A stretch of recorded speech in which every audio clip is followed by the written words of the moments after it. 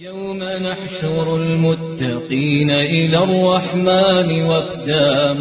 ونسوق المجرمين إلى جهنم وردا لا يملكون الشفاعة إلا من اتخذ عند الرحمن عهدا وقالوا اتخذ الرحمن ولدا لقد جئتم شيئا إدا تكاد السماوات يتفطرن منه وتنشق الأرض وتخر الجبال هدا